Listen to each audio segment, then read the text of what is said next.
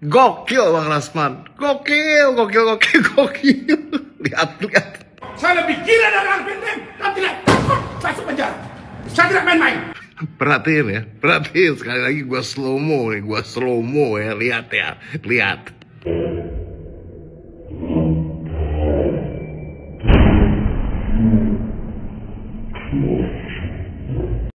Salah saya naik ke bangku sampai saat sekarang. Saya ini nggak tahu nih siapa yang naikkan saya ke meja. Oke.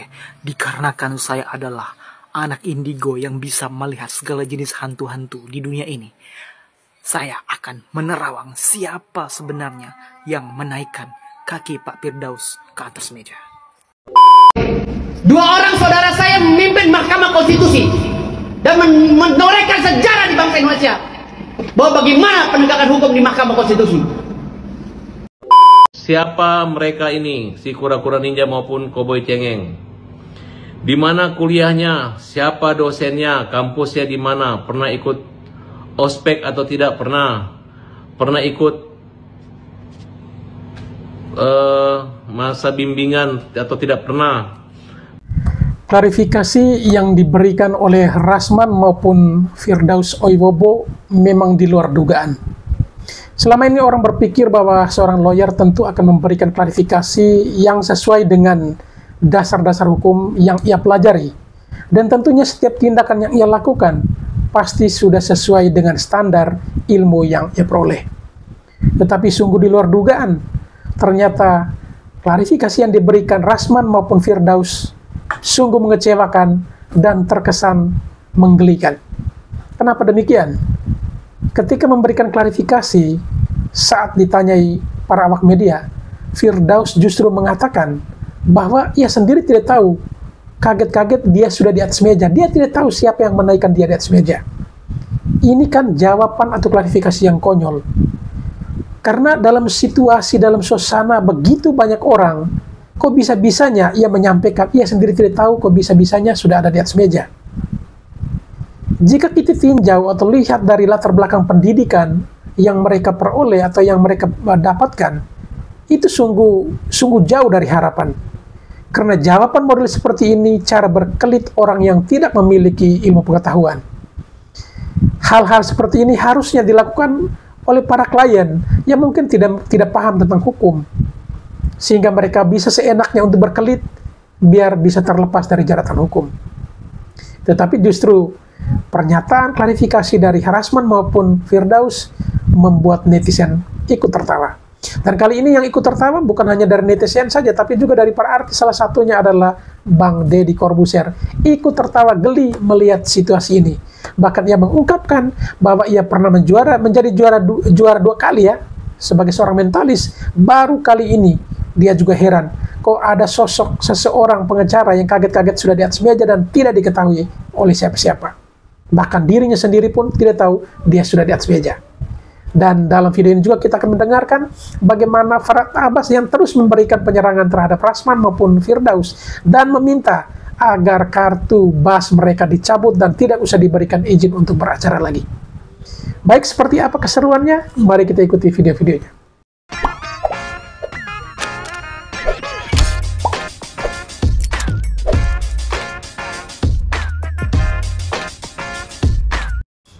Ini sih ajaib. Maaf saya tidak pakai baju lagi, tapi saya tidak tahan harus buat video ini. Dan maaf Bang Rasman yang lagi ribut sama Hotman, tidak ada maksud apapun. Tapi gini ya, saya sebagai seorang mentalis yang pernah juara dunia 2 kali, saya tidak pernah melihat keajaiban atau sulap seperti ini. Gokil Bang Rasman, gokil. Lihat. Saya lebih gila dari Alvin dan tidak takut masuk penjara. Saya tidak main-main. Perhatiin sekali lagi gua slow mo ya. Lihat.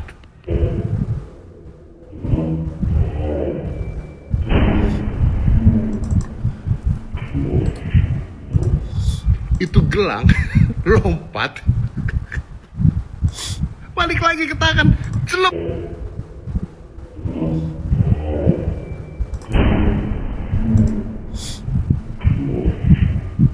Celup, nempel lagi kayak perisai Kapten Amerika, coy. Now that's magic.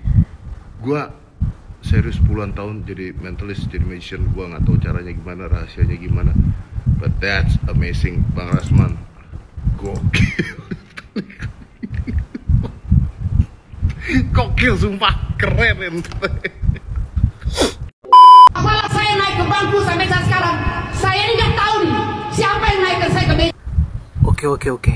Dikarenakan saya adalah anak indigo yang bisa melihat segala jenis hantu-hantu di dunia ini, saya akan menerawang siapa sebenarnya yang menaikkan kaki Pak Firdaus ke atas meja. Sebentar, saya terawang dulu.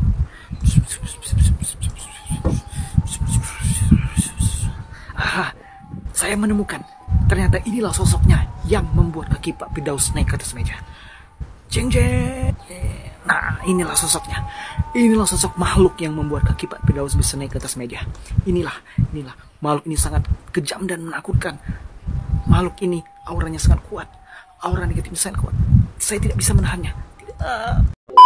Bentar, saya tidak tahu siapa yang menaikkan saya ke atas meja itu. Jin mungkin, Pak.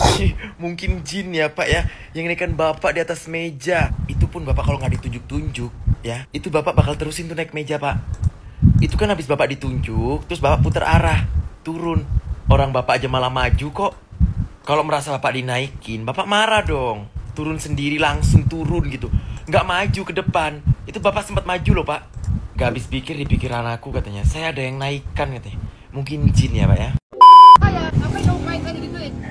Jaksa, kamu naik mic. Inilah alasannya kenapa pengacara itu nggak boleh terbawa emosi pada saat menangani sebuah perkara, dan wajib punya mindset bahwa perkara klien kalian itu bukan masalah kalian, sehingga kan bisa berpikir secara objektif dan bijak dalam menangani sebuah kasus. Mereka sekarang, saya ini nggak tahu nih siapa yang naikkan saya ke meja. Pesan terbuka kepada siapapun dan apapun bentuknya yang menaikkan Firdaus ke atas meja. Karena sampai sekarang Bapak Firdaus masih kebingungan siapa yang menaikkan beliau ke atas meja. Ya mungkin ada jin yang berkelakuan buruk menaikkan beliau ke atas meja, atau apapun bentuknya. Silahkan lapor kepada beliau, karena sampai sekarang beliau masih kebingungan siapa yang menaikkan beliau ke atas meja. Aduh tolong Pak, kayak mana pun ceritanya kau kebingungan siapa yang menaikkan kau ke atas meja, Pak. Miris sekali Pak. Masalah saya naik ke bangku sampai saat sekarang, saya ini nggak tahu nih siapa yang naikkan saya ke meja.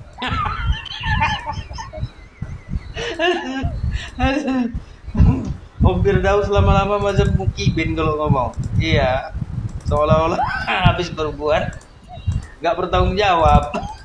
Mukibin kan gitu Om.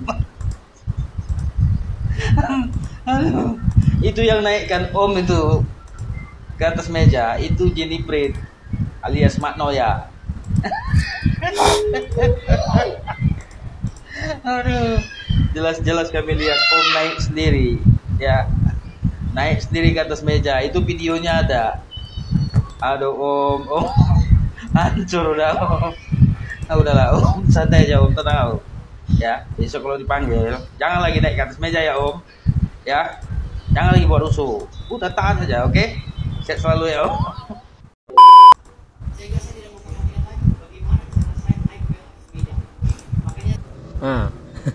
Firdaus ini benar-benar lucu. Dia mengatakan bahwa dia tidak tahu siapa yang menaikkan dia di atas meja, dan dia tidak tahu kalau dia tiba-tiba di atas meja. Itu kan perkataanmu tidak masuk akal sama sekali. Klarifikasimu tidak masuk akal. Saya katakan 100% tidak masuk akal. Ya, kamu bilang kamu seorang bela diri. Dalam ajaran bela diri tidak pernah diajarkan naik di atas meja. Kalau ada tunjukkan sama saya. Stick video ini, ya. Di ajaran bela diri, saya seorang bela diri ya. Di ajaran bela diri taekwondo itu diajarkan bukan tentang naik di atas meja atau emosi, tidak. Diajarkan tentang sabar. Kalau orang udah berpendidikan, udah kebal, udah hebat dengan bela diri, dia pasti sabar. Karena menangani sebuah masalah tidak perlu kita humbar-humbar atau sok hebat, tidak perlu. Kalau Anda benar-benar hebat bela diri, udah pernah ikut bela diri beberapa jurus, harusnya sabar, menunjukkan sikap yang sabar. Itu namanya berkualitas. Kalau kayak gini kan tidak berkualitas. Assalamualaikum kawan-kawan, ada yang menonton video klarifikasi Firdaus dan Rasman Arif Nasution? setelah mereka ribut di persidangan. Ada yang menonton? Firdaus bukannya menyesal dan minta maaf, ini malah buat klarifikasi yang tidak masuk akal. Masa kau bilang kau nggak tahu, tiba-tiba kau kok bisa naik ke meja? Yang ada tuh Firdaus di mana-mana itu pengacara naik daun, bukan pengacara naik meja. Terus apakah mau bilang kau naik meja itu karena digerakkan oleh perewanganmu, jin penunggu badanmu?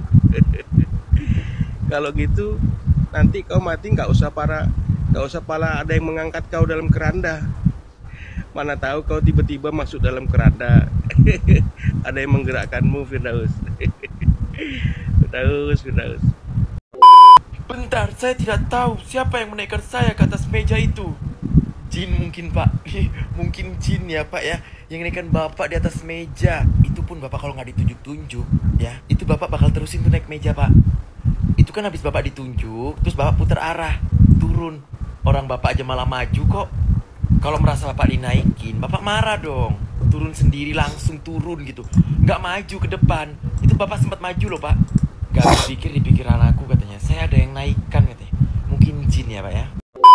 Itu yang naik-naik di meja itu, siapalah, Daus apa siapa.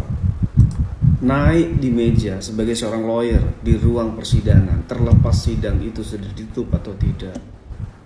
Anda itu contempt of court. Ya, kau pakai toga masih. Ya, itu bukan melambangkan keberanian. Woi, sadar nggak sih? Ya, ini menurut saya, ya, Mahkamah Agung harus mencek itu semua ijazah-ijazahnya itu dicek. Ya, kalau memang di dikti tidak terdaftar ijazah-ijazah ini lawyer, cabut saja basnya. Karena bas yang mengeluarkan itu kan pengadilan tinggi, cabut saja. Ya, ini memalukan.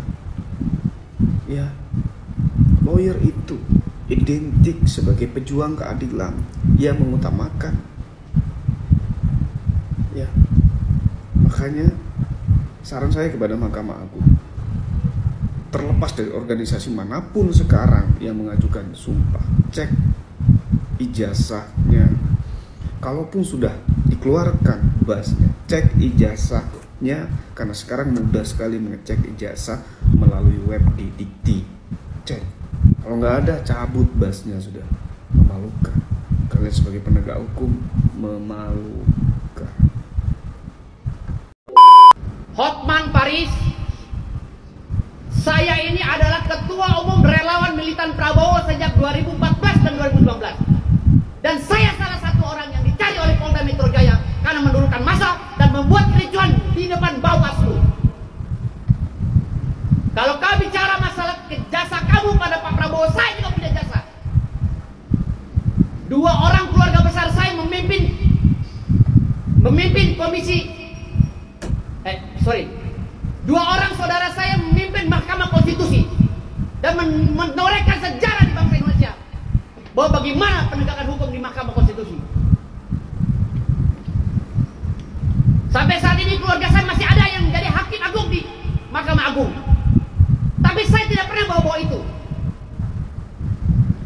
Ya, karena saya mau semuanya ini berjalan dengan rule-nya sesuai dengan disiplin ilmu yang kita punya. Buat apa kita bawa-bawa Pak Prabowo untuk melecehkan seksual orang, untuk melecehkan seorang wanita?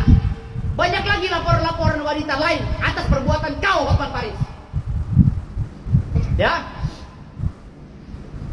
ini yang mau kita bongkar, ini kebejatan kamu, menakut-nakuti masyarakat. Sekarang kamu dekat dengan Pak Prabowo, lalu kau perbuat dengan tindakan asusila terhadap seorang wanita. Ini yang mau kita buktikan di persidangan.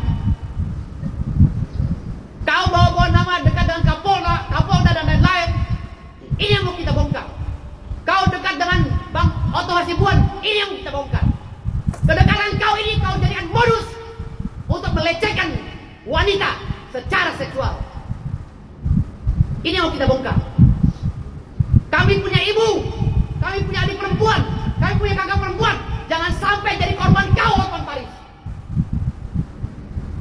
Makanya saya membongkar.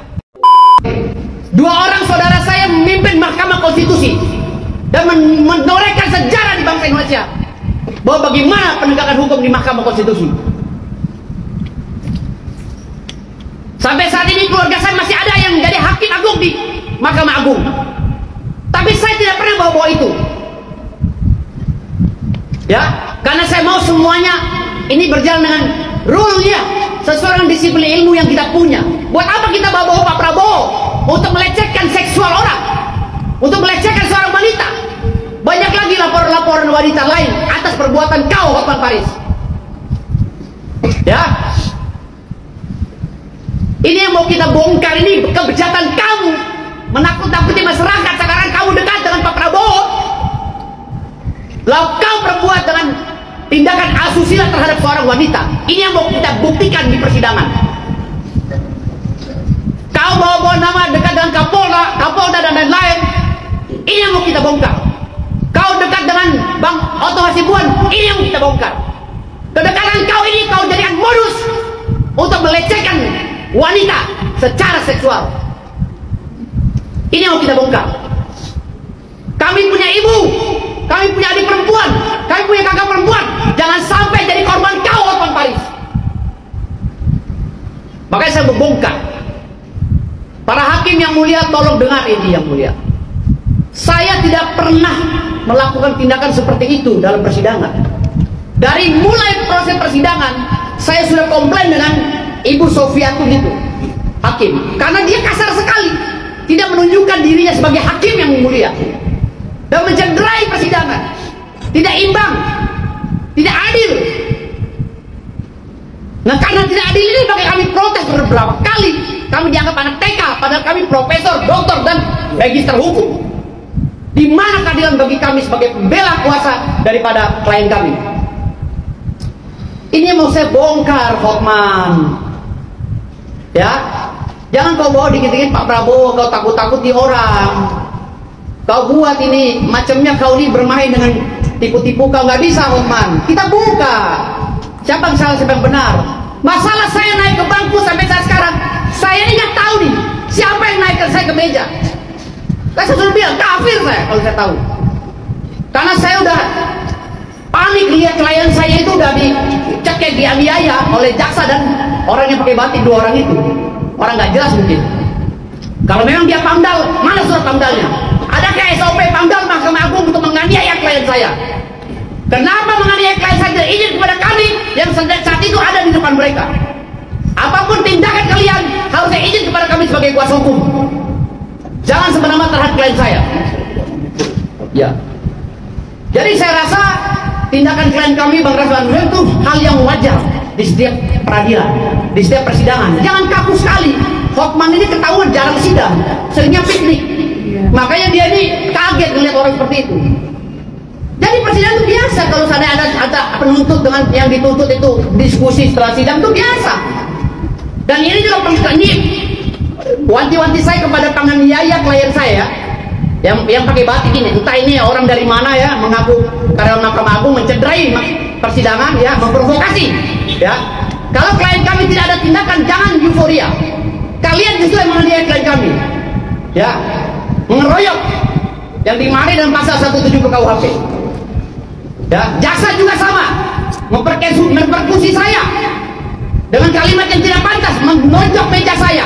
Ini juga akan saya laporkan ke komisi kejaksaan ya. Kita juga akan melakukan tindakan, bos ya. Dan Hotman, ingat ya, yang punya jasa kepada Pak Prabowo bukan kamu saja. Saya juga pernah ditembak ya, karena membela Pak Prabowo. Ingat Hotman ya, kita semua cinta Pak Prabowo, Hotman. Jangan bawa Pak Prabowo terus, kasihan beliau. Beliau udah sukses 100 hari ini, menunjukkan bahwa estetikanya Pak Prabowo udah sukses, kinerjanya sudah sukses. Jangan kau rusak gara-gara pelecehan seksual yang kau lakukan dengan menakut-nakuti orang, mengatasnamakan pejabat ya. Pengacara tidak ada seperti itu. Lebih baik nggak ada pengacara di Indonesia daripada perilaku pengacara seperti itu. Ya, dukungan terus sebagai lembaga yang kita hormati, pengadilan se-Indonesia tetap solid. Banyak hakim-hakim sudah berkomunikasi dengan kami. dan sedang menunggu keputusan tegas dari petinggi Mahkamah Agung agar mengambil satu keputusan. Tidak perlu hakimnya diganti. Jangan ikuti keinginan kura-kura ninja. Hakimnya itu aja. Yang penting adalah tundukkan, taklukkan terdakwa dengan kewenangan. Kalau dari awal udah ada bukti untuk sampai P21 dan sampai dakwaan dan penuntutan, buat apa nunggu lama-lama lagi? Hukum segera, percepat sidang, ya. Nah, kemudian pengacara dibatasi, jangan sebanyak itu, ya. Kemudian suruh parkir dia di luar. Jangan bawa preman, ya. Nah, kemudian diperiksa senjata tajam maupun pistol dan lain sebagainya. Saya yakin Pengadilan Jakarta Utara akan mengambil keputusan yang seberat-beratnya lagi, karena adil sudah pasti namanya pengadilan. Dan catat ya, itu kura-kura ninja bawa istrinya. Istrinya itu yang suka teriak-teriak, ya. Ya, istrinya itu tolong diamankan. Dilarang bawa istri ke dalam ruang sidang. Istri cukup di rumah urus anak, ya. Jangan provokasi terhadap suaminya. Dan jangan takut, kura-kura ninja ini hanya mulutnya besar aja. Dia udah stres, dia udah setengah gila, ya, kura-kura ninja sampai teriak-teriak di pengadilan seperti Tarzan. Dia adalah macan ompong, kura-kura ninja ompong, nggak ada apa-apanya, ya. Semangat terus, pengadilan. Kami hormat pada pengadilan. Mereka adalah sebagian orang yang kita anggap adalah sampah-sampah yang tidak perlu digubris, tapi masukin secepatnya. Siapa mereka ini, si kura-kura ninja maupun koboi cengeng? Di mana kuliahnya? Siapa dosennya? Kampusnya di mana? Pernah ikut ospek atau tidak pernah? Pernah ikut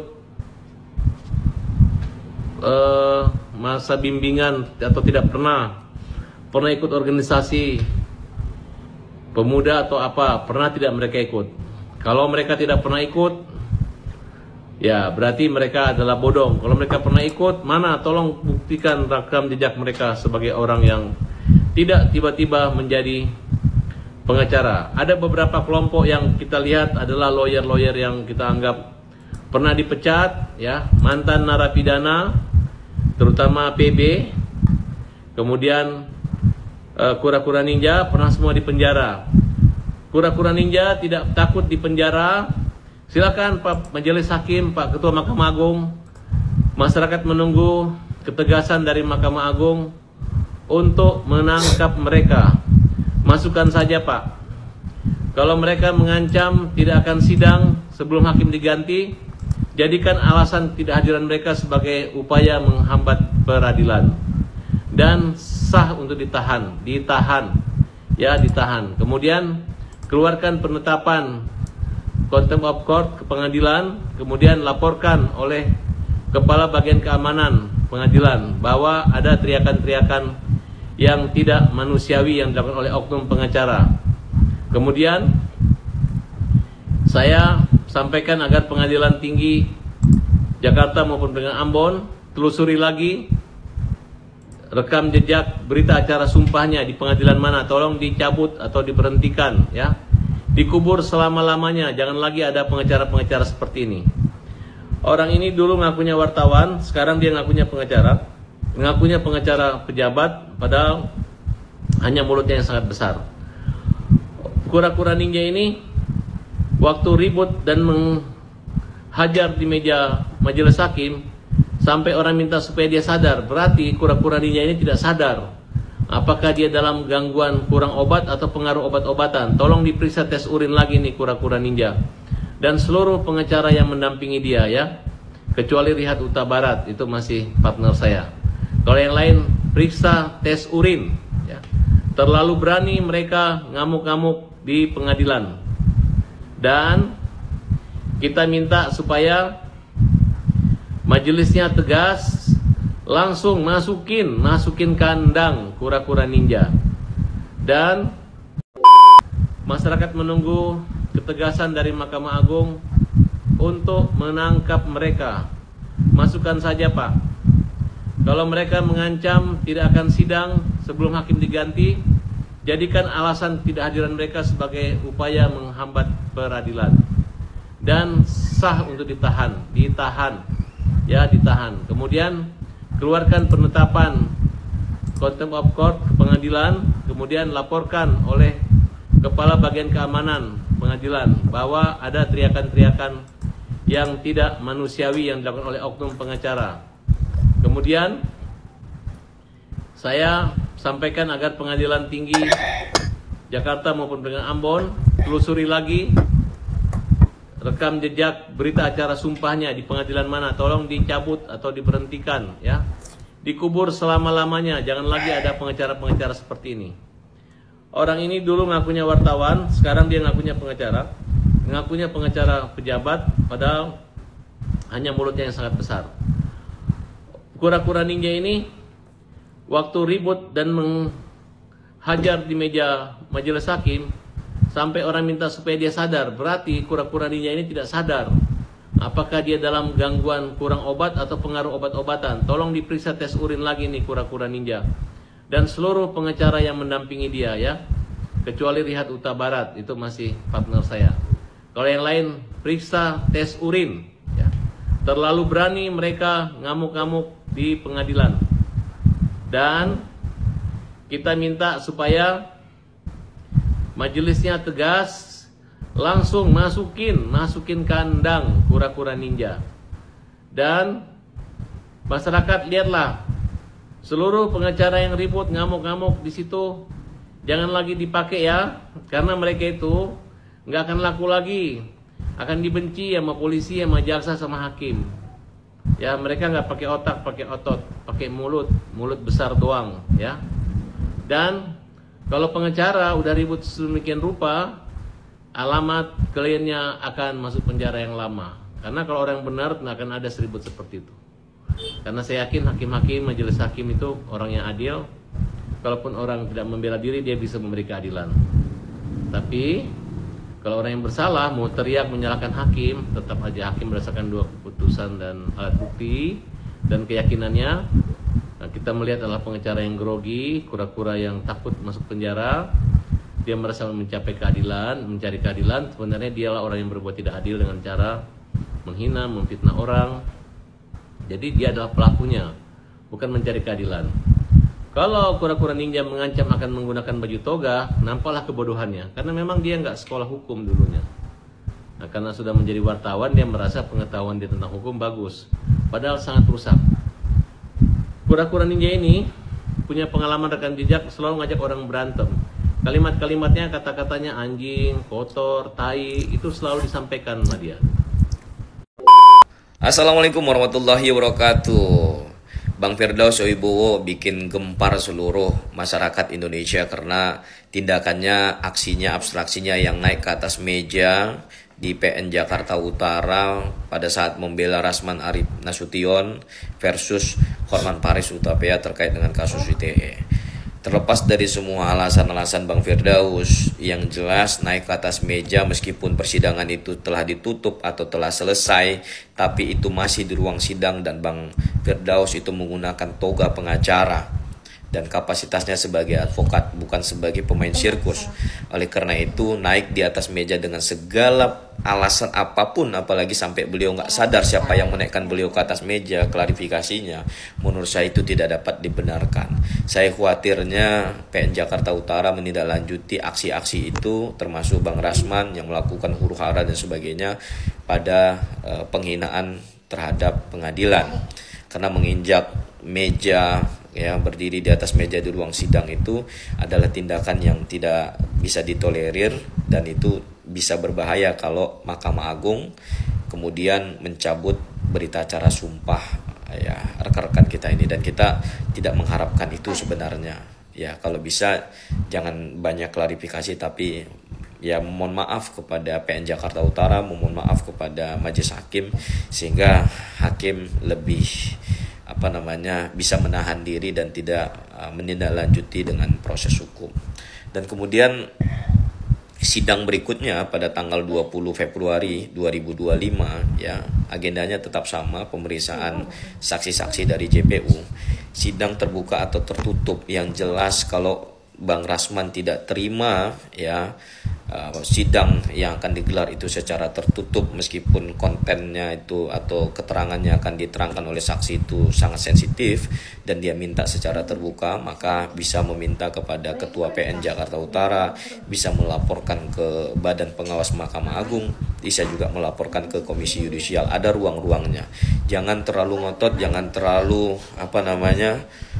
on fire sekali, jangan terlalu emosional sekali sehingga nggak bisa mengontrol diri sampai datang ke meja majelis hakim menokok-nokok meja, menuduh-nuduh koruptor dan lain sebagainya. Insinuasi seperti itu tidak perlu dilakukan begitu, karena mengingat pada akhirnya majelis hakim yang 3 orang itulah yang akan memberikan putusan terhadap Bang Rasman Arif Nasution. Jadi kalau hakimnya sudah sangat tersinggung, marah, kecewa terhadap tindakan-tindakan dan sikap serta kata-kata kita terhadap mereka, ya bisa saja yang tadinya Bang Rasman berpeluang untuk rispak, bebas atau lepas, ya mungkin tanpa mendahului putusan hakim bisa saja Bang Rasman dipidana, dan ini sangat berisiko sekali gitu. Dan ya kalau menurut saya hakim ke depan ya harus lebih tegas. Ya, jangan hakim yang malah walk out, jangan hakim yang keluar dari ruang sidang. Harusnya hakim bisa memerintahkan petugas yang ada di ruang sidang untuk mengeluarkan terdakwa, mengeluarkan penasihat hukum, mengeluarkan jaksa kalau tidak ikut tata tertib dari majelis hakim, bukan malah hakim yang walk out ya. Jadi kalau misalnya besok masih terjadi huru-hara seperti itu, hakim boleh memerintahkan untuk keluar. Dan kalau misalnya terdakwa keluar, penasihat hukum keluar, maka dia kehilangan kesempatan untuk membela dirinya. Demikian, begitu pendapat saya. Assalamualaikum warahmatullahi wabarakatuh. Assalamualaikum warahmatullahi wabarakatuh. Farhad Abbas, pembela kaum lemah. Pada hari ini saya akan menyikapi pembelaan diri daripada kura-kura ninja, koboi cengeng, pelaku brutal yang melakukan contempt of court Lembaga Peradilan Jakarta Utara dengan tindakan sembrono, tindakan yang melanggar citra kode etik seorang pengacara.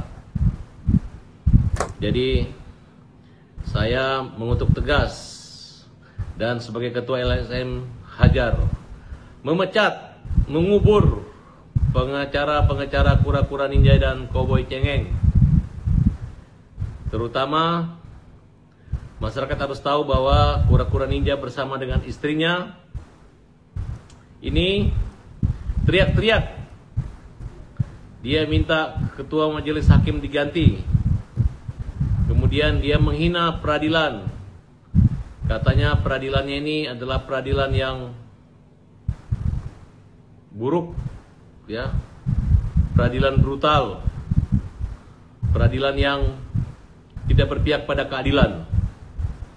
Jadi seorang pengacara kura-kura ninja membawa istrinya dan suami istri ini berteriak-teriak di pengadilan, di ruang sidang. Sang istri merangkap juru bicaranya yang memprovokasi suaminya untuk meneriak-teriaki saksi-saksi.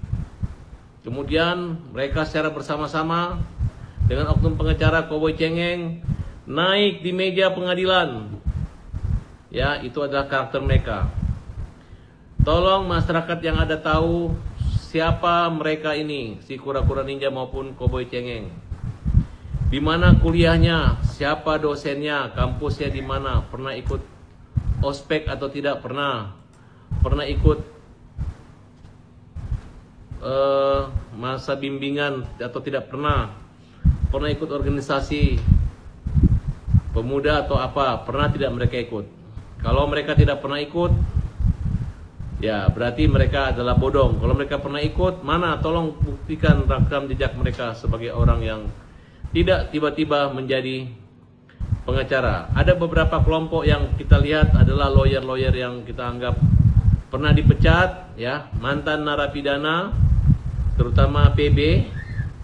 Kemudian kura-kura ninja pernah semua di penjara. Kura-kura ninja tidak takut di penjara.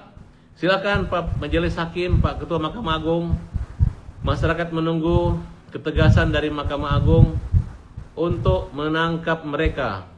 Masukkan saja Pak, Kalau mereka mengancam tidak akan sidang sebelum hakim diganti, jadikan alasan tidak hadiran mereka sebagai upaya menghambat peradilan.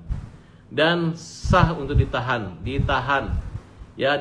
Kemudian keluarkan penetapan contempt of court ke pengadilan, kemudian laporkan oleh Kepala Bagian Keamanan Pengadilan bahwa ada teriakan-teriakan yang tidak manusiawi yang dilakukan oleh oknum pengacara. Kemudian saya sampaikan agar Pengadilan Tinggi Jakarta maupun dengan Ambon telusuri lagi rekam jejak berita acara sumpahnya di pengadilan mana, tolong dicabut atau diberhentikan ya. Dikubur selama-lamanya, jangan lagi ada pengacara-pengacara seperti ini. Orang ini dulu ngakunya wartawan, sekarang dia ngakunya pengacara. Ngakunya pengacara pejabat, padahal hanya mulutnya yang sangat besar. Kura-kura ninja ini waktu ribut dan menghajar di meja majelis hakim, sampai orang minta supaya dia sadar, berarti kura-kura ninja ini tidak sadar. Apakah dia dalam gangguan kurang obat atau pengaruh obat-obatan? Tolong diperiksa tes urin lagi nih kura-kura ninja. Dan seluruh pengacara yang mendampingi dia ya.